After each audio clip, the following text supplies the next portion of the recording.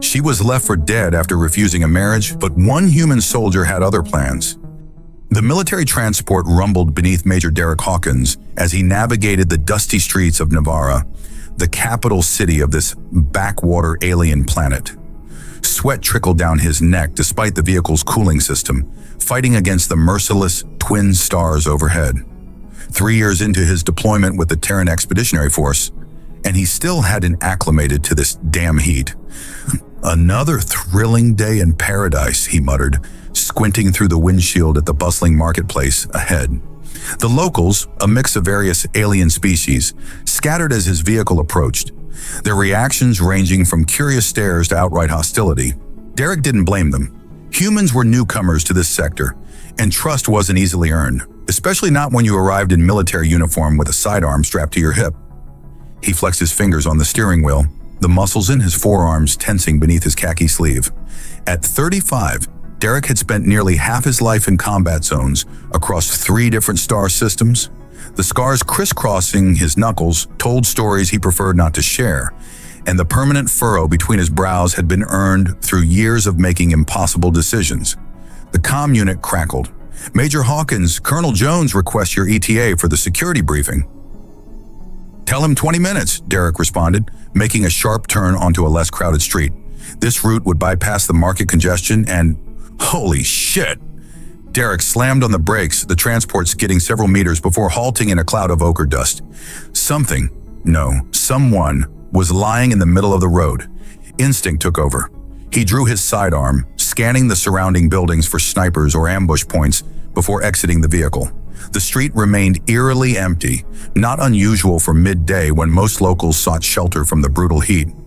"This better not be a trap," he growled, approaching the figure cautiously. What he found made his blood run cold. A female alien lay bound with pale rope, her slender limbs secured in a cruel configuration that left no doubt about the intentional nature of her abandonment.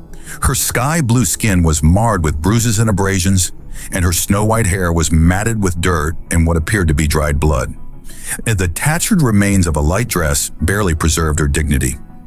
Derek holstered his weapon and knelt beside her. "Can you hear me?" Her eyes fluttered open, deep pools of violet that widened in fear at the sight of him. "I'm not going to hurt you," he said, his voice gentler than it had been in years. "I'm going to cut these ropes, all right?" She flinched as he produced a combat knife, but remained still as he carefully severed her bonds. "What's your name?" he asked, helping her to a sitting position. "Nayeli," she whispered, her voice melodic despite its weakness. "Please, you must go. If they find you helping me." "Who did this to you?" She looked away. "I refused Krell Darvox's marriage proposal. He is the leader of the Crimson Fangs. This is customary punishment for such refusal." Derek's jaw tightened. He'd heard of the Crimson Fangs, a local gang that controlled most of the illegal operations in the sector. The Expeditionary Force had been monitoring them for months. "So they beat you and left you to die in the street?" "That's their idea of justice." Nayeli's eyes met his, a flicker of defiance visible beneath her fear. "I would rather die than be his property." Something stirred in Derek's chest, an emotion he'd thought long buried beneath years of military discipline and combat fatigue. Without further deliberation, he scooped her into his arms. "Don't be afraid," he said firmly. "I won't leave you." As he carried her to his transport, Derek knew his ordered, predictable life had just veered dramatically off course. Colonel Jones would have to conduct that security briefing without him.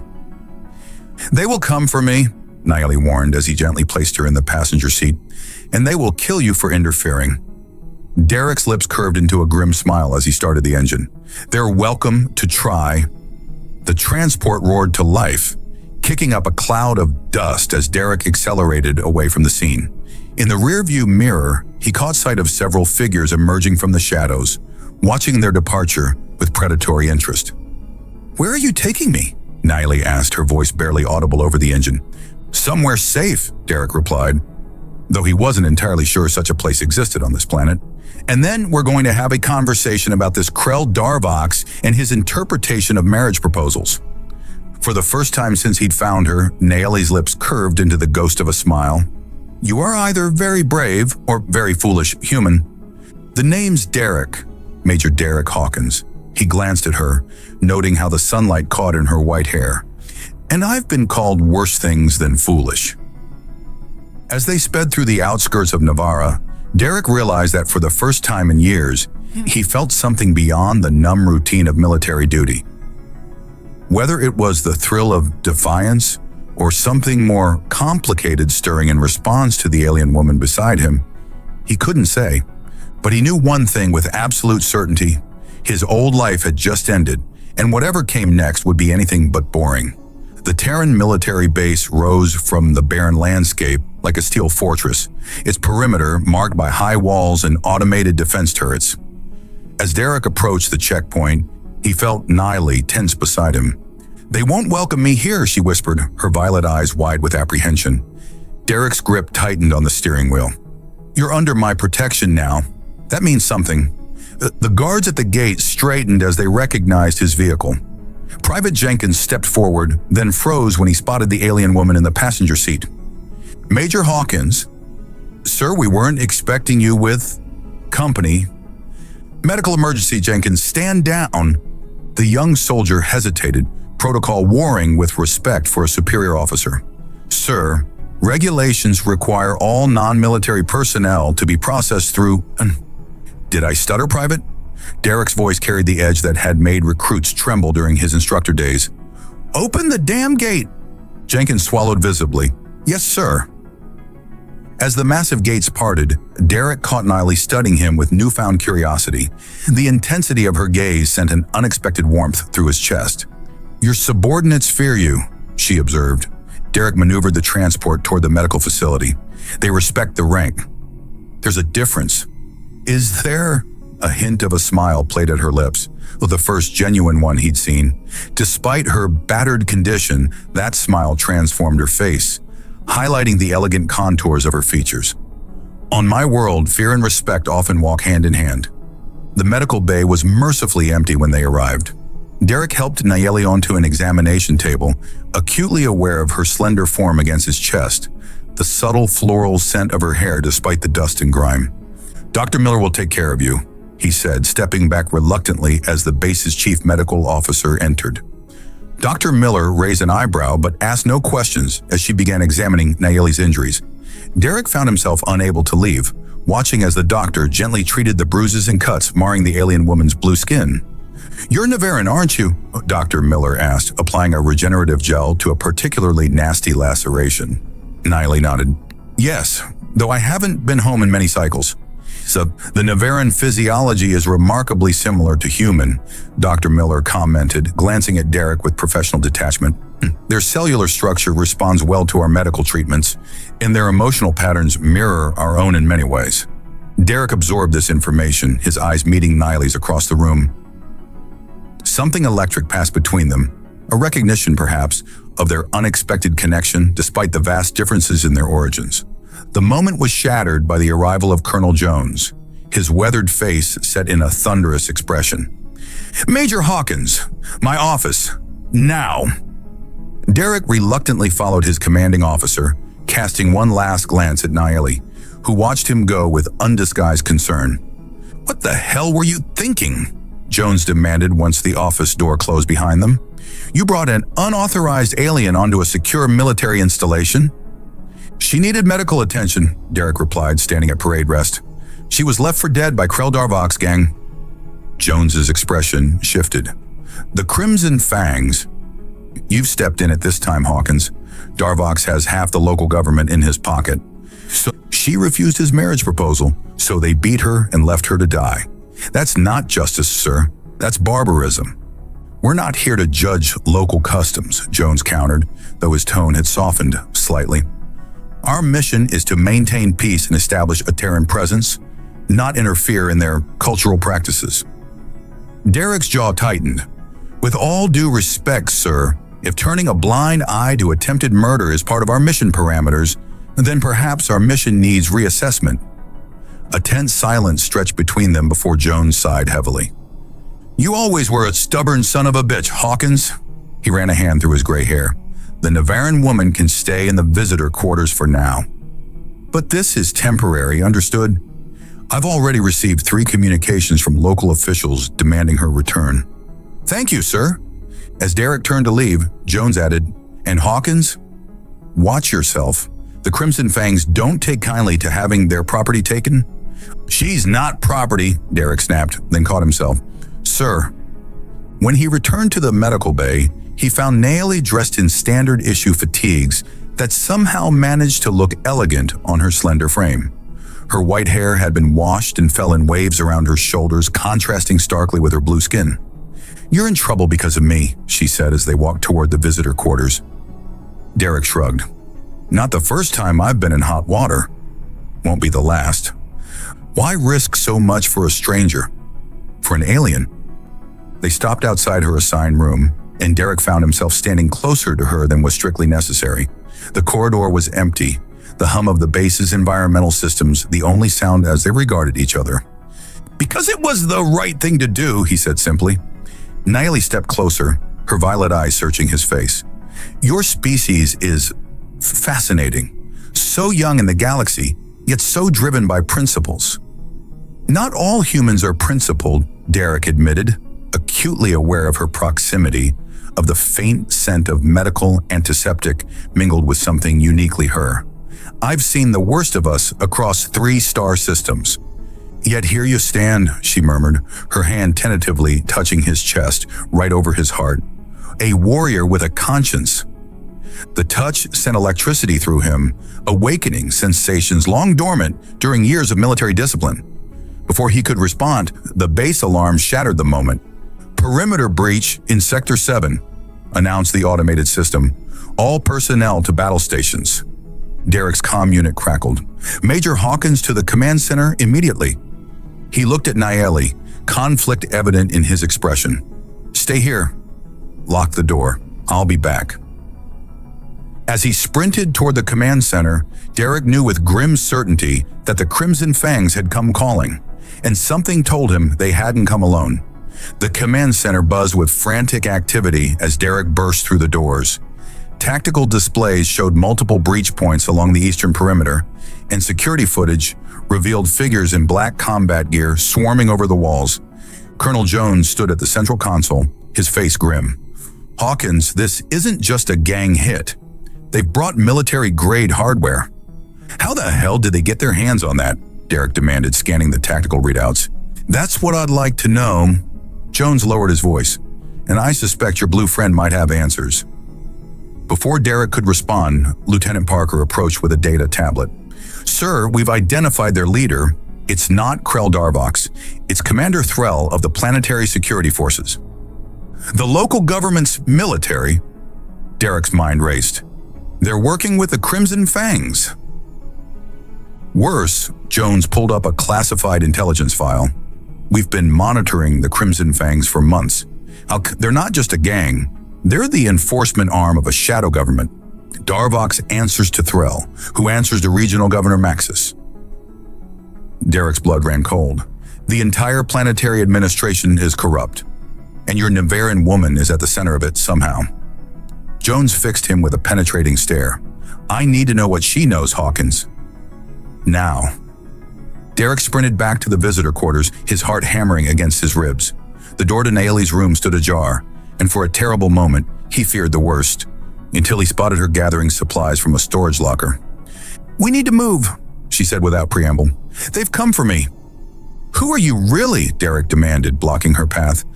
Why is the planetary government willing to attack a Terran military base to get you back? Nayeli's violet eyes flashed. There's no time. Make time. His voice was steel. She exhaled sharply. My name is Nayeli Varan.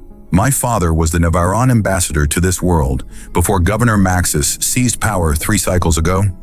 My father discovered evidence of Maxis's corruption, resource theft, slave trading, weapons dealing.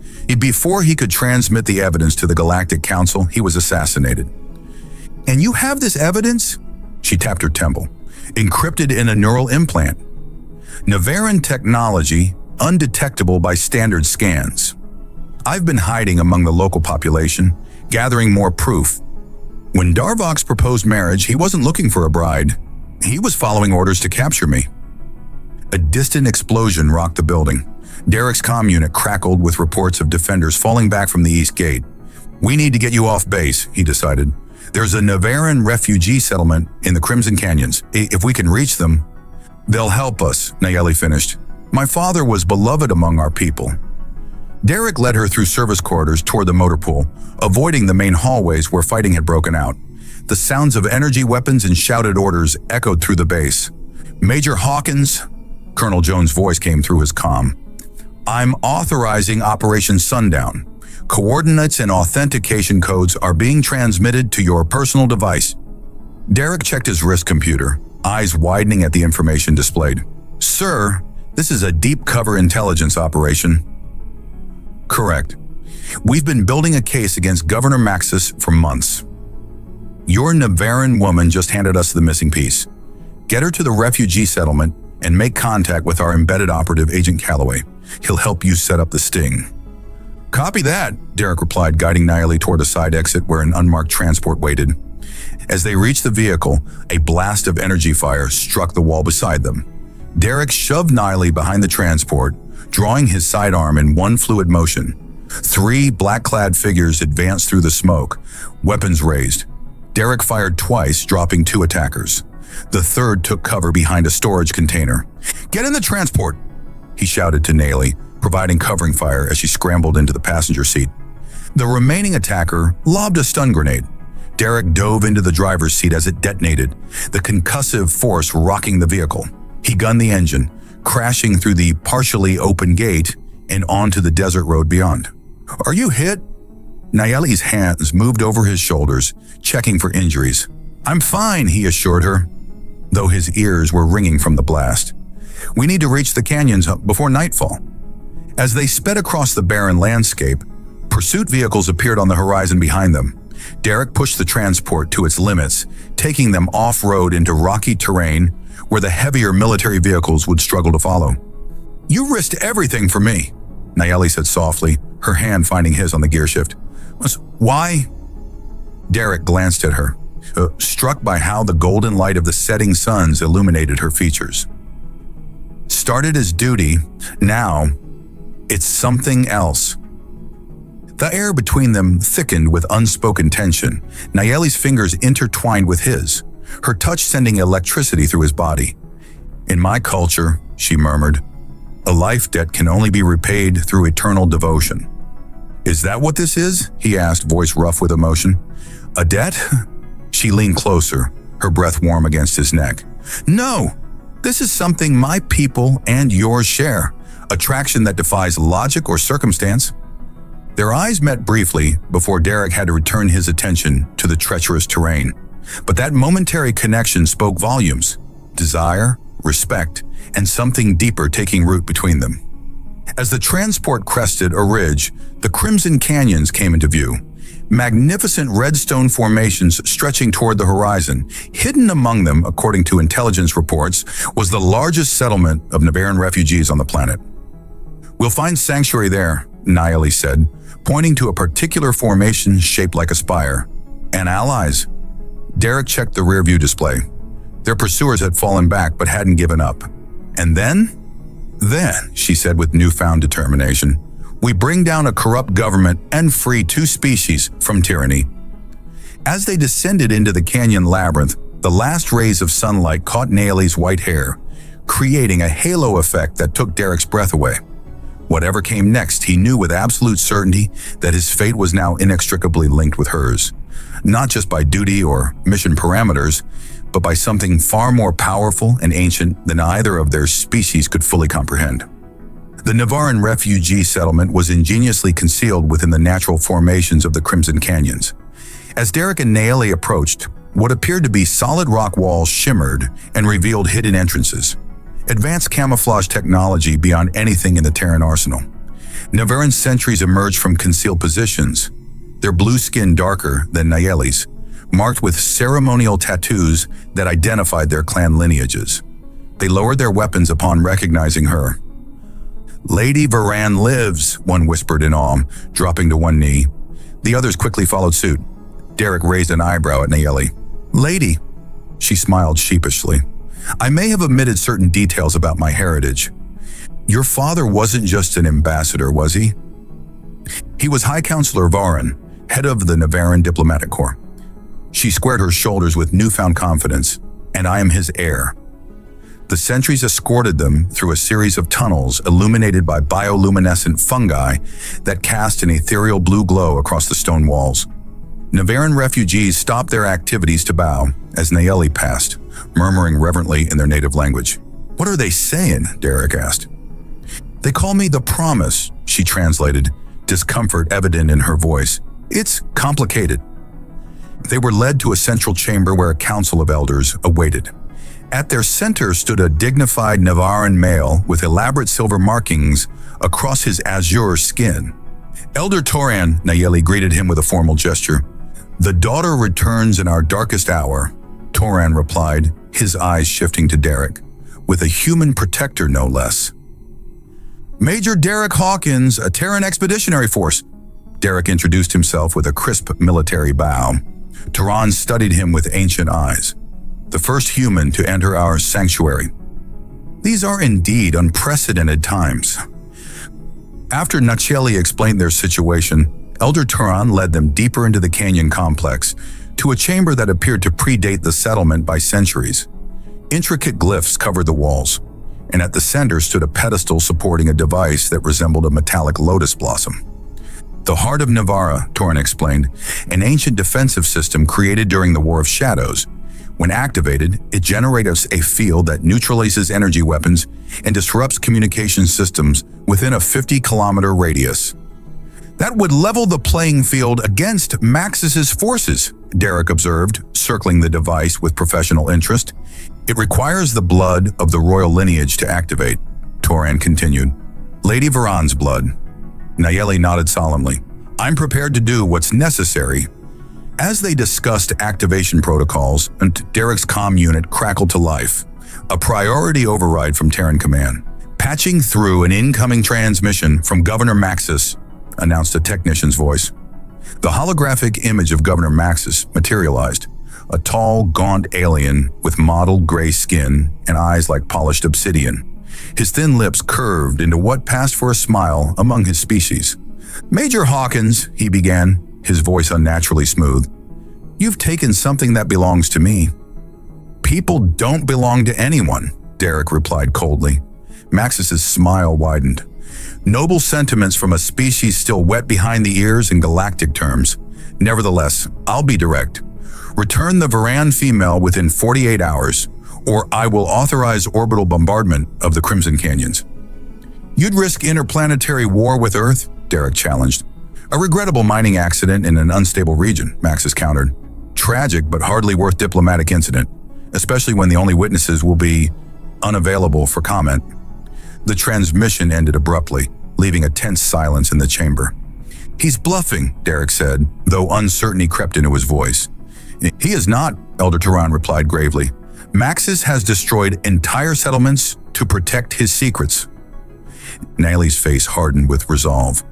"Then we have 48 hours to activate the heart and transmit my evidence to the Galactic Council." "The activation ritual is complex," Toran cautioned. "It requires preparation, meditation, and—" he glanced uncomfortably at Derek, "certain purification rites that are sacred to our people." "I'll give you privacy," Derek offered, turning to leave. "No!" Nayeli caught his arm. "The ritual requires a witness. Someone who stands as protector." Her violet eyes held his. "I choose you." Elder Toran cleared his throat.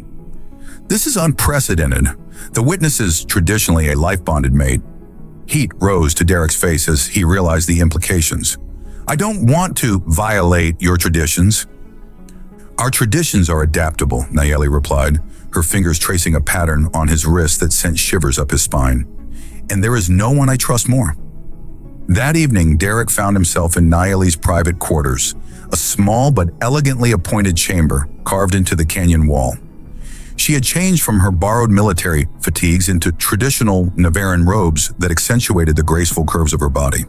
"Elder Toran explained the ritual?" she asked, lighting aromatic candles around the room. "Parts of it," Derek admitted. Though I suspect he was selective in his explanation. Nayeli laughed, the sound like silver bells in the intimate space. The elders are traditional, but not foolish. They recognize what exists between us. She moved closer, her robes whispering against the stone floor. In Navaran culture, the joining of bodies is considered a sacred exchange of energy, a completion of spiritual circuits. On Earth, we have similar concepts, Derek said, his voice husky as she placed her hands on his chest. Though we've buried them under layers of complexity. Perhaps that's why humans fascinate me, she murmured, her face tilted up toward his. You feel so deeply, yet pretend not to. You build walls around your hearts, then celebrate those who breach them. Derek's hands found her waist, the fabric impossibly soft beneath his calloused fingers. Is that what you're doing? Breaching my defenses? I breached them the moment you found me in the street, she whispered. The question is whether you're brave enough to acknowledge it. Their lips met in a kiss that transcended species. Tender at first, then hungry with shared need. Derek marveled at how familiar she felt in his arms despite her alien physiology. How perfectly they seemed to fit together.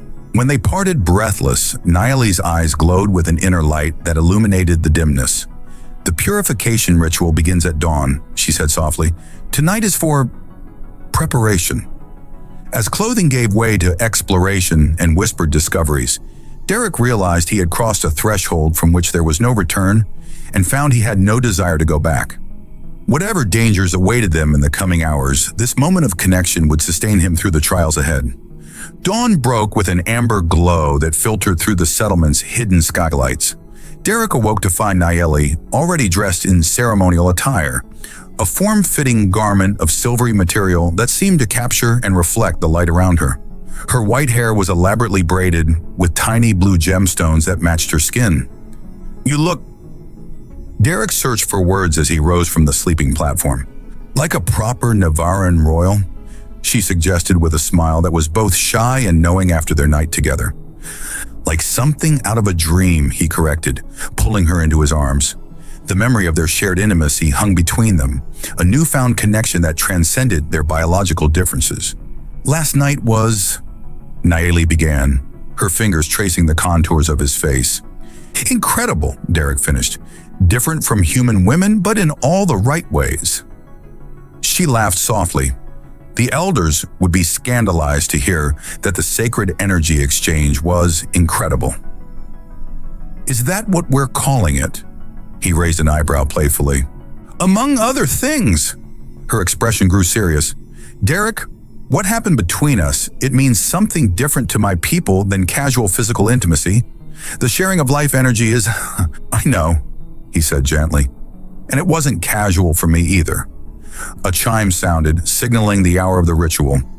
Nayeli stepped back reluctantly. We should go. The activation process will take several hours, and Maxis won't wait for the full deadline if he can help it. The heart chamber had been transformed overnight. Dozens of bioluminescent lanterns cast a blue-white glow over the ancient walls, and Navaran elders stood in a ceremonial circle around the lotus-like device. Elder Turan approached as they entered, his eyes moving between them with knowing perception.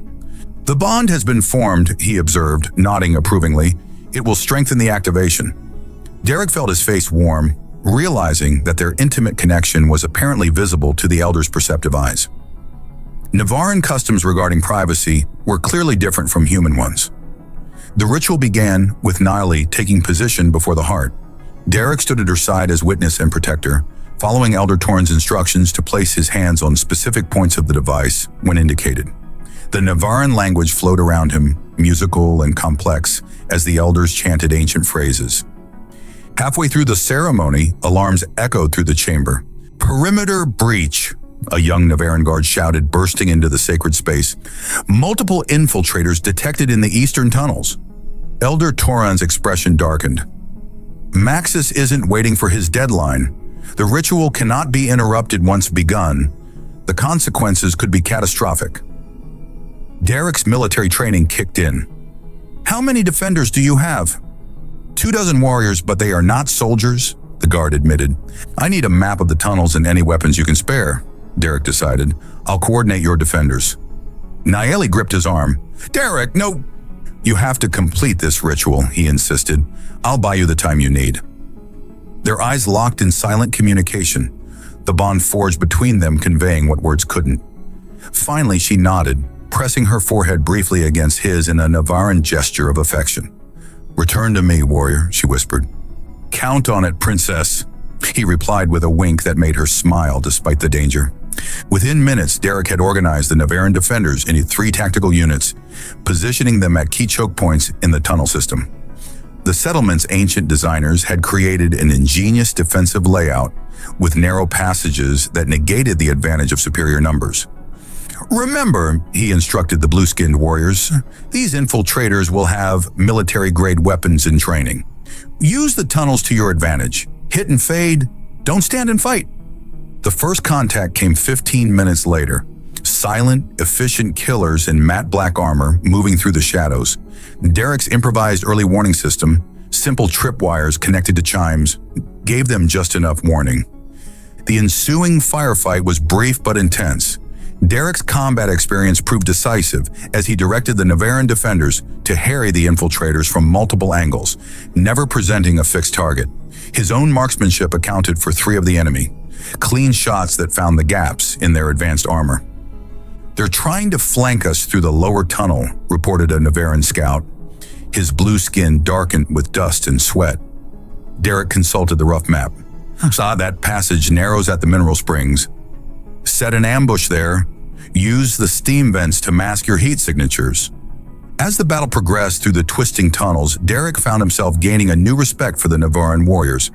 What they lacked in formal training, they made up for an intimate knowledge of their environment and fierce determination to protect their people.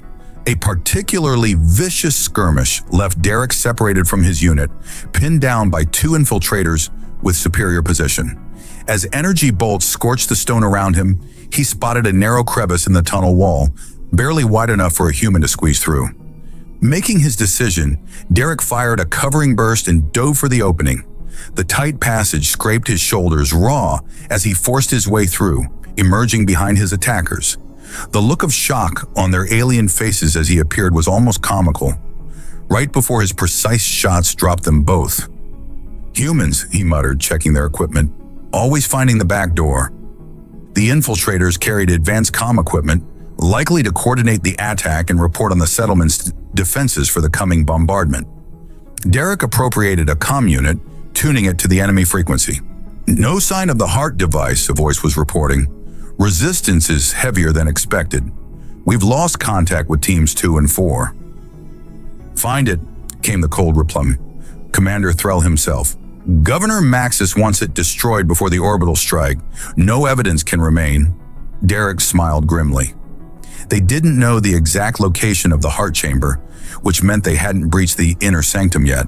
Fighting his way back to his defenders, Derek reorganized their formation to create a defensive perimeter around the approaches to the sacred chamber. The Navarans fought with renewed vigor under his leadership, their natural agility and knowledge of the terrain, multiplied by his tactical acumen. 3 hours into the battle, the infiltration force began to falter. Derek had whittled them down through ambushes and strategic retreats, turning the labyrinthine tunnels into a deadly maze for the invaders. As he dispatched the last of a 3-man team, a massive tremor shook the entire canyon complex.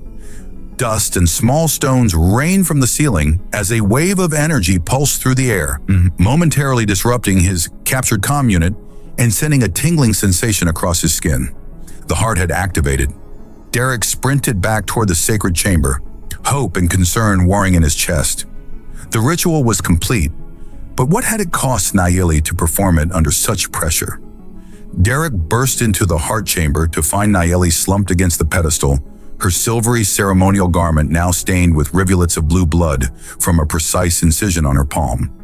Elder Torrens supported her as other elders tended to the now pulsing heart device, which emitted waves of iridescent energy. "Nayeli!" Derek rushed to her side, cradling her face in his hands. Her violet eyes fluttered open, exhaustion evident in their depths, but a smile of triumph curved her lips. "It worked," she whispered. "The heart is awakened." A tremendous boom shook the canyon, followed by another and then silence. Elder Turan's eyes widened in astonishment. "The ancient defense grid," he breathed. "It lives again." A young Navaran scout rushed in, excitement overriding protocol. "The orbital platform, it's destroyed. The heart activated planetary defenses we didn't even know existed." Derek helped Nayeli to her feet, supporting her weight against his side. "Can you access your neural implant now? We need to transmit your evidence while Maxis is reeling." "The transmission chamber is this way," Elder Toran directed, leading them through a passage that opened into a room filled with technology that seemed to blend the ancient and modern, gleaming consoles emerging from stone as if they had grown there naturally. Nayeli placed her bloodied palm on a central console, closing her eyes in concentration. The machines hummed to life, responding to her genetic signature. "Uploading to the Galactic Council's secure channels," she confirmed, her voice strengthening. "Transmission time, 8 minutes." Derek's captured comm unit suddenly crackled with frantic chatter. "Orbital platform destroyed. Activating protocol ashfall immediately. All units evacuate to safe distance. Repeat, protocol ashfall is now active." "What's protocol ashfall?" Derek demanded, a cold feeling settling in his gut. Elder Toran accessed the settlement's monitoring systems. Holographic displays showed massive movement in Navarra City, military transports deploying devices at key infrastructure points. "Thermal signatures indicate explosive devices," the Elder reported grimly. "Maxis is implementing a scorched earth policy. He's going to destroy the entire city rather than face justice." Nayeli realized, horror evident in her voice. "Thousands of innocent civilians." Derek's military training kicked in. "How long until your transmission completes?" 6 minutes remaining. "And how long until we can expect a Galactic Council response?" Elder Toran shook his head. "Even at maximum speed, their nearest peacekeeping force is hours away." Derek made a swift decision. "I need to contact Colonel Jones. The Terran forces can mobilize immediately. They're already in the city." Using the Navaran communication array, Derek established a secure link to the Terran base. Colonel Jones appeared on screen, his expression grim but determined. "Hawkins, I was about to send a search party for your remains." "Good to see you breathing." "No time for pleasantries, sir. Maxis has initiated something called Protocol Ashfall, explosive devices throughout the city. We've destroyed his orbital platform and are transmitting evidence of his crimes to the Galactic Council, but we need immediate intervention to prevent mass casualties." Jones nodded sharply. "Already on it. We detected the explosives being deployed and have teams moving to neutralize them, but we're stretched thin. Maxis has barricaded himself in the governor's compound with Commander Threll and his elite guard." "The heart of Navarra has neutralized their energy weapons," Derek informed him. "They'll be limited to projectile and melee weapons within the city limits." A predatory smile spread across Jones's weathered face. "Now that evens the odds. Terran forces excel at old-fashioned combat." "I'm coming to you," Derek decided. "I know Threll's tactics. I've been fighting his men for hours."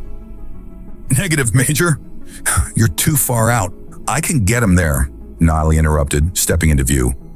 The activation of the heart revealed ancient transport tunnels beneath the city. They lead directly to the central district. Jones assessed her with a calculating gaze. "Lady Varan, I presume? Your evidence is proving quite valuable. Very well. Rendezvous at these coordinates in 90 minutes. We'll breach the compound together." As the transmission ended, Nayeli turned to Derek, determination replacing her earlier exhaustion. "The tunnels are treacherous, and they haven't been used in generations." "Then we'd better move quickly," Derek replied, checking his weapons. "Your transmission?" "Complete. The Galactic Council has acknowledged receipt and is dispatching peacekeepers." She placed her hand on his arm. "Derek, you don't have to do this. You've already risked everything for me, for my people." He covered her hand with his own, feeling the connection between them pulse like a living thing. "This isn't just about you anymore. It's about doing what's right.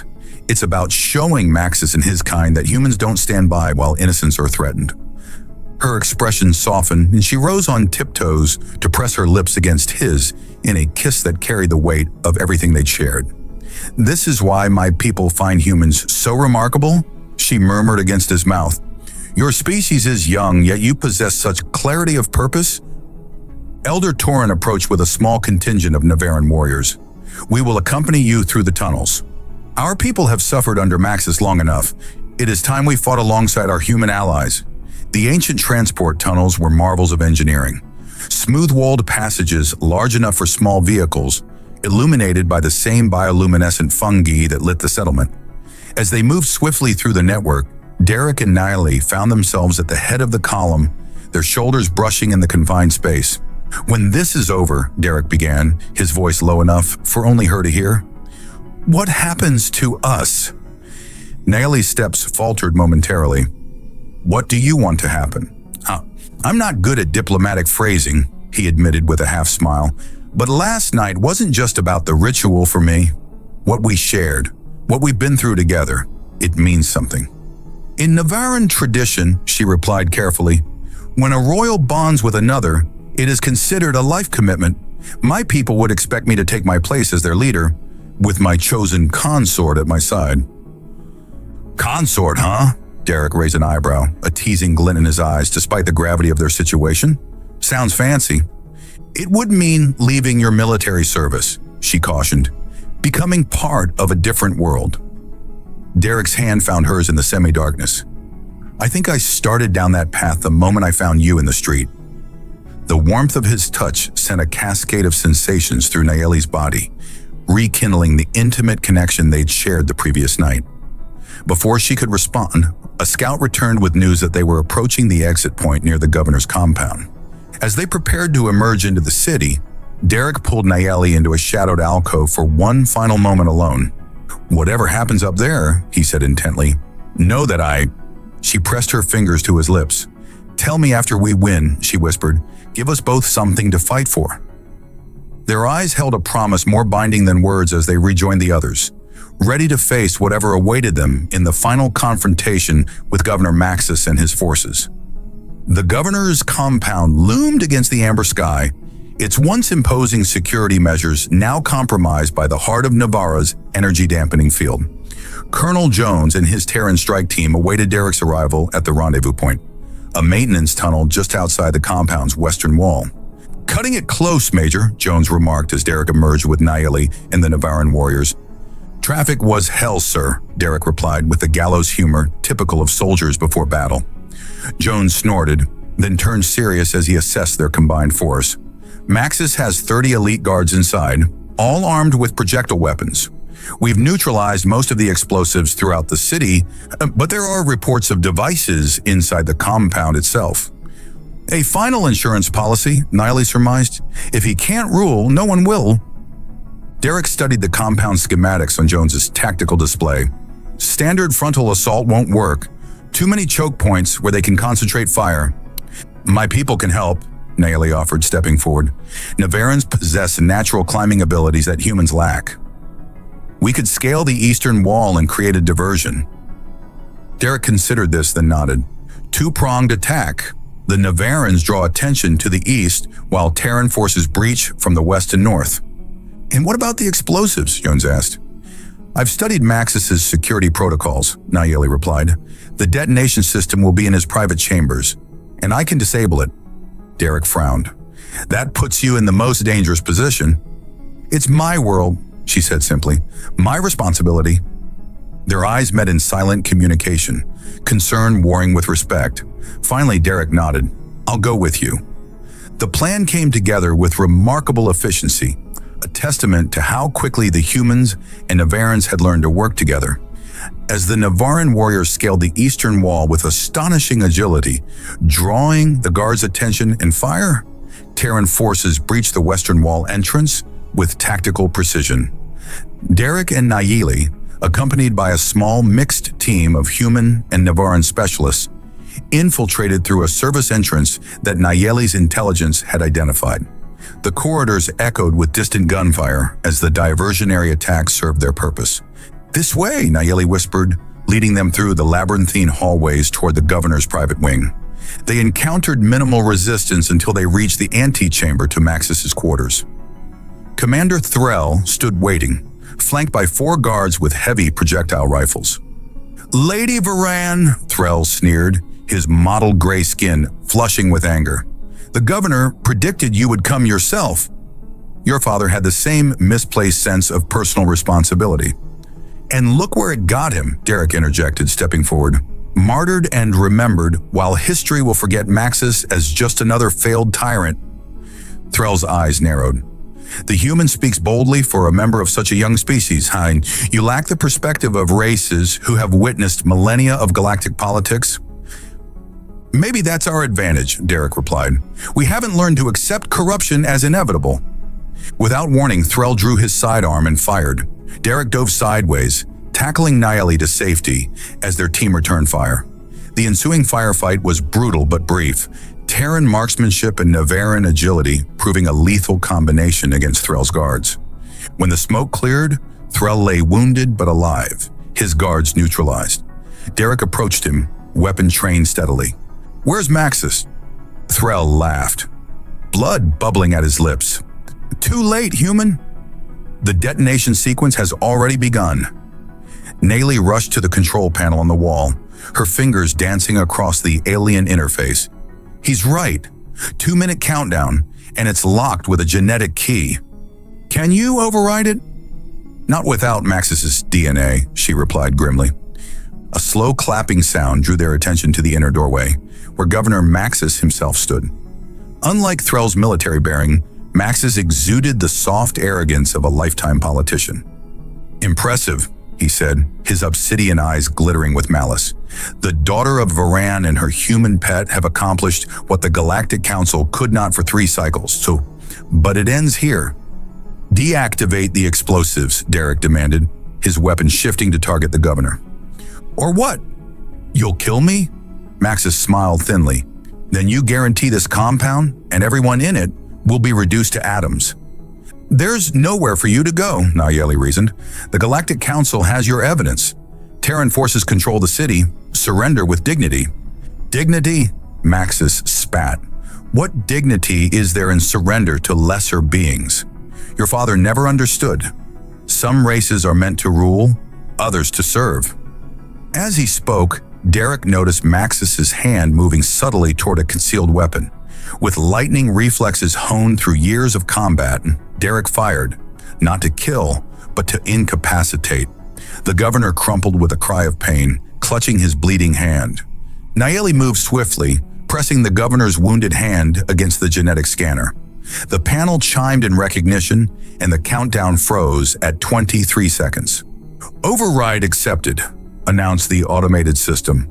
Lesser beings just saved your miserable life, Derek informed the governor as he secured him with restraints. Remember that during your trial. Within the hour, the compound was secured. Terran and Navarran forces had suffered minimal casualties, while Maxis's elite guard had either surrendered or fallen. Colonel Jones coordinated with the incoming Galactic Council peacekeepers, who arrived to take custody of Maxis, Threll, and their co-conspirators. As the adrenaline of battle faded, Derek found Nayeli on a balcony overlooking the city, where lights were beginning to flicker back to life as the crisis subsided. So, he said, joining her at the railing, what happens now, Lady Varang? She smiled at his use of her formal title. Now comes the hard part. Rebuilding. Healing. My people have lived in fear for 3 cycles. It will take time to restore their trust in leadership. They couldn't ask for a better leader, Derek said softly. Nayeli turned to face him fully, her violet eyes searching his. And what about you, Major Hawkins? Will you return to Earth now that your mission is complete? Derek reached out, tucking a strand of her white hair behind her ear. I think my mission changed the moment I found you in that street. The Navarran Restoration Council will convene tomorrow, she said, a hint of vulnerability in her voice. They'll formally recognize me as High Counselor, and they'll expect me to choose a consort. Any candidates in mind? He asked, his voice husky as he drew her closer. There's this human, she murmured, her hand sliding up his chest. Stubborn, brave to the point of recklessness, with an irritating habit of being right when everyone else is wrong. Sounds like a handful, Derek observed, his lips inches from hers. Oh, he is, she agreed, but he has certain qualities that make up for it. Such as? He sees people for who they are, not what they are. He fights for what's right, even when it's not convenient. Her eyes sparkled with mischief. And he's surprisingly adaptable to alien customs in the bedroom. Derek laughed, the sound rich and genuine. Perhaps the first truly carefree moment they'd shared. I accept your proposal, Lady Varan. I haven't proposed yet, Major Hawkins, she teased. Then what would you call it? A negotiation, she replied, rising on tiptoes to brush her lips against his. One I intend to conclude very thoroughly once we have privacy. Their kiss deepened, a promise of the future they would build together, a bridge between two worlds, forged in crisis but destined to flourish in peace. 3 months later, the Great Hall of Navarra hosted a ceremony unprecedented in the planet's history. Representatives from a dozen worlds, including a significant Earth delegation, gathered to witness the formal union of High Counselor Nayeli Varan and her consort, former Major Derek Hawkins. The ceremony blended Nevaran and human traditions, symbolizing the new era of cooperation that had blossomed from their unlikely meeting. As they exchanged vows beneath the ancient crystal dome, Derek reflected on the journey that had brought them here. From a dusty street where he'd found a beaten woman left for dead, to this moment of triumph and hope. You're thinking too hard, Nayeli whispered as they processed through the cheering crowd afterward. Just appreciating how one split-second decision changed everything, he replied. If I'd been looking at my comm unit instead of the road that day, then some other human would have found me, she said with certainty. Your species has a remarkable tendency to be in the right place at exactly the right time. Is that a compliment or an observation? He asked with a raised eyebrow. Both? Her smile was radiant as she squeezed his hand. Humanity may be young in galactic terms, but you bring something the older races had forgotten. Passion, innovation, and an absolute refusal to accept injustice as inevitable. As they reached the balcony to greet the gathered citizens, Derek pulled her close for a moment of privacy before they faced the crowds. I love you, he said simply. Not as a Navaran, not as a High Counselor, just you, Nayeli. And I love you, she replied, her voice thick with emotion. The human who refused to leave me behind. Together they stepped into the sunlight, their union a testament to the unexpected paths that destiny sometimes takes, and to the universal truth that compassion, courage, and love can bridge even the vastest differences between stars.